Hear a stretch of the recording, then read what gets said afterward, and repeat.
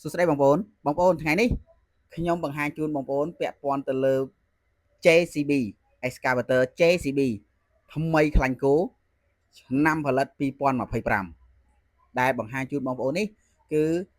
JCB 215 LC ឆ្នាំផលិត2025ហើយដែលមានទំហំ 0.8 គីប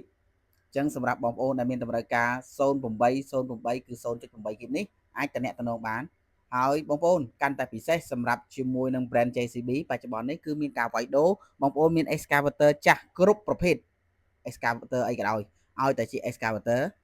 bulldozer បងប្អូនអាចធ្វើការវាយដូរបានណាវាយដូរបានជាមួយនឹង brand JCB អញ្ចឹងបងប្អូនយកចាស់វាយដូរយកថ្មីណាបងប្អូនមាន5គ្រឿងបងប្អូនវាយដូរយកមួយគ្រឿងក៏បានបងប្អូនមាន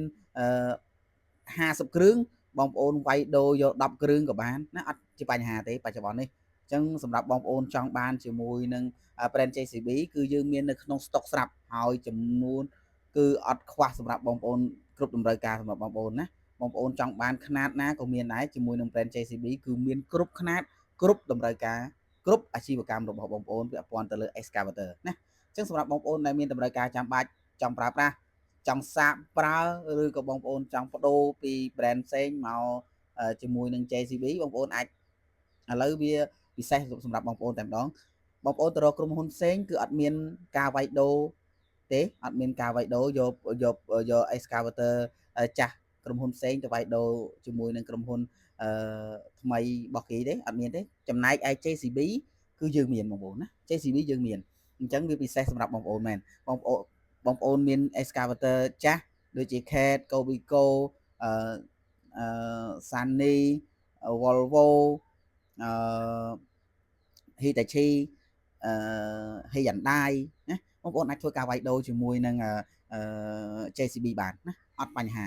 វាយគិតតាមតម្លៃទីផ្សារហើយពិសេសជូនបងប្អូនតែម្ដងអញ្ចឹងបងប្អូន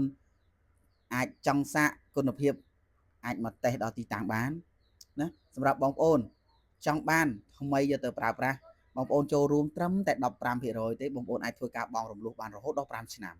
ពិសេសមែនតើការសិក្សាក៏សិក្សាងាយស្រួលសម្រាប់បងប្អូនណាអញ្ចឹងត្រឡប់មកវិញពាក់ព័ន្ធទៅលើ08របស់យើងក៏មានទំហំទម្ងន់រហូតដល់21តោនណាបងប្អូនហើយបងប្អូនចង់ប្រើប្រភេទខ្លាញ់គោបែបនេះ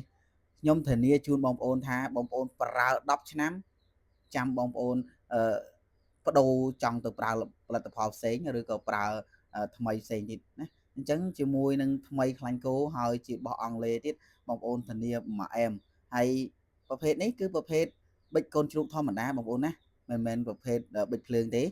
កុំច្រឡំណាបងប្អូនឃើញថ្មីនេះមិនមែនថ្មីប្រព័ន្ធប៊ិចភ្លើងទេគឺប៊ិចកូនជ្រូកធម្មតាអញ្ចឹងប្រើប្រាស់នៅស្រុកយើងឲ្យតែផលិតផលណាក៏ដោយ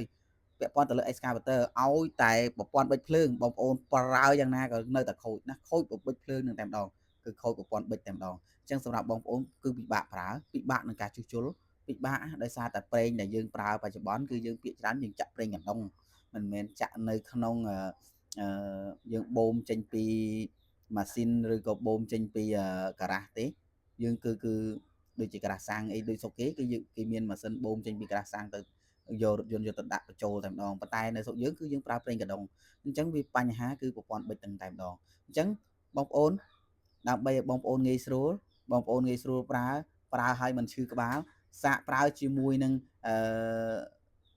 JCB នេះតែម្ដងបងប្អូនណាអញ្ចឹងបងប្អូន JCB ងាយស្រួលសម្រាប់បងប្អូនណាហើយក៏ជាជំរើសចុងក្រោយរបស់បងប្អូនដែរហើយក៏ជាអនាគតដែលបងប្អូនត្រូវតែសម័យដែរជាមួយនឹង brand JCB ព្រោះជាក្រុមហ៊ុនធំជាងគេណាអរគុណច្រើន